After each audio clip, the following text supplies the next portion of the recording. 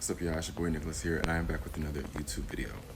This video is actually going to be quite ministry. It's going to educate all the boys out there, and after you get done with this video, it's probably going to open your eyes, probably going to scare you, and you're probably going to wish that you never did that. So let me explain something to you. So I just learned that.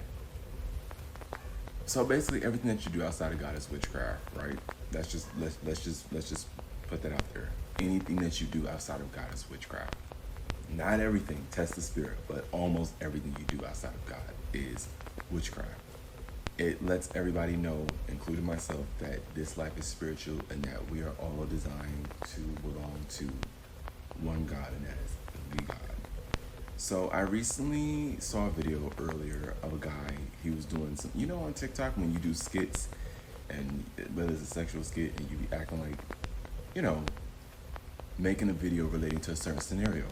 So in this particular video, he was acting like he was getting head from a girl that quote unquote missed him and everything like that, and his legs were shaking. He was struggling to get up, basically saying the impact from him getting his soul snatched. Now, I know that, especially 2020, I don't know if that term is used now because the language is always changing, but soul snatching was a big thing. Here's the downside about that. Now, as I've said before, everything is spiritual. According to this life that we live, everything that we do is spiritual. Now, a lot of ministers have spoken out about this.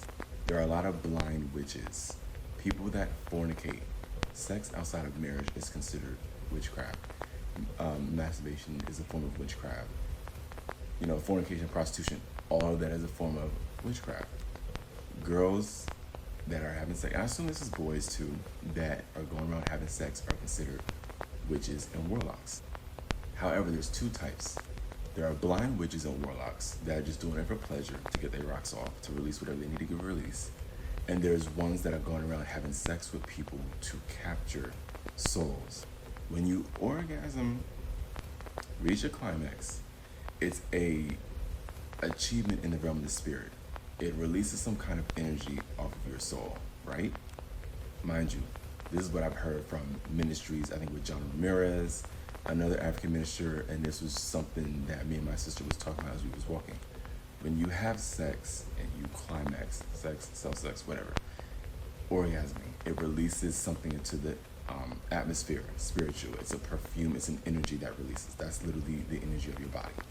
That's the reason why God says that when you commit sexual sin, it's a sin against the body, because that's literally coming from the body.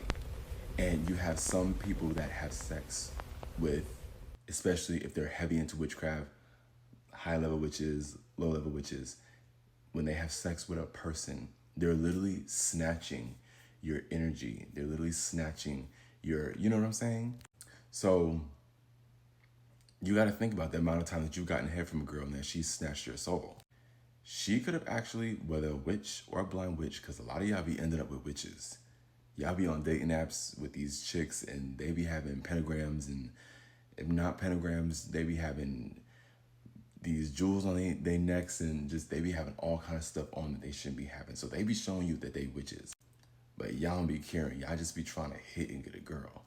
It's a 10 times out of 9 that when she gave you head, either y'all had sex or she just gave you head. She took something from you spiritually, not just your seed, but your spiritual energy that was released from your climax. That is not a good thing. And that's how you know life is spiritual, because, soul snatcher, you don't think much of it. It's just a slang term. But a soul snatcher is literally a soul snatcher. You want to renounce the covenant that you made with that witch. You want to renounce every sexual covenant you made with that witch. Warlock, ladies, this is for y'all too. You want to rebuke, reject, renounce, denounce, and divorce yourself from every sexual covenant that you made with those people. And then after you're done with that, you want to command the altars that you fed your sexual energy to, because they study your energy, they capture it. You want to command those jars to break open. You want to command where your soul is trapped for those cages to break open. Break every demonic agreement with them though, because also they might be housing a spirit spouse. You want to rebuke, reject, renounce, denounce, and divorce yourself from every spirit spouse within them. You want to rebuke, reject, renounce. First, you're going to repent. I should have said that in the beginning. You want to repent for fornication because you shouldn't have been having sex outside of marriage, no way. Then after you're done repenting, you want to rebuke, reject, renounce, denounce, and divorce yourself from witchcraft, divination, sexual witchcraft, self-idolatry, even if you did self-sex. But that, even though it's totally isolated, you want to rebuke, reject, renounce, denounce, and divorce yourself from any marine spirits. Marine spirits also house people as well. You want to command any altars where your seed was planted, for those altars to shatter, for your seed to be uprooted, and for those altars to implode and to starve and to turn to dust. Then you want to blind any third eye that you may have activated on your accord and blind any third eye that they have. You want to break every sexual covenant that you made with a witch or a warlock. You want to command the energy that was stolen from you to be replenished. And for the altars that they've harnessed your energy, for those altars, those jars, to shatter. And you want to ask God to keep you, to make sure that you don't ever lay with a witch again. And the reason why this is a very important video is because casual sex is everywhere. Sex is not just sex. God says, my people perish from lack of knowledge. It is only ignorance to make you think that sex is just sex. It is a very spiritual activity. It is not just bodies, good looking bodies or not so good looking bodies, getting together and making each other feel great. It is a spiritual transaction. When married couples have sex, right? That releases a fragrance from the marriage bed. Their souls become intertwined. That enhances the intimacy between that husband and wife team. Sex is a very powerful weapon. That's why the enemy attacks with so much perversion. So if you got your soul snatched, I just want you to know, blind witch or an active witch, you had sex with a witch. That goes for warlocks as well.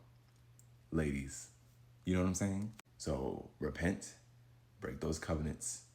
Any gateway that you open to hereditary problems in your bloodline, you want to rebuke those spirits, perversion, lust, stagnation. You want to call those spirits out of the bloodline. You want to command those gates to be closed. Every door that you open, you want to command those doors to close. You want to command those spirits behind those doors to be removed and cast into the sea. And you want to ask God to be the key holder and to shut those doors permanently and to make it like it never happened. Don't condemn yourself. You want to bind up the spirits of shame and condemnation. You want to command their power to be weakened over your life. You want to declare and prophesy over your life that you are forgiven and that you are restored, because that's what he wants to do, is to forgive you and to restore you. After you repent and command those records to be erased, he doesn't remember them anymore, and neither should you. So I felt led to share that. Please like, comment, share this with any person that you feel that you need to share this to. Guys, no more casual sex. Okay? I understand sin is very hard, but y'all gotta be careful here. This is a very spiritual life that we live, and all this does is confirm that we are spiritual beings and that we all belong to God.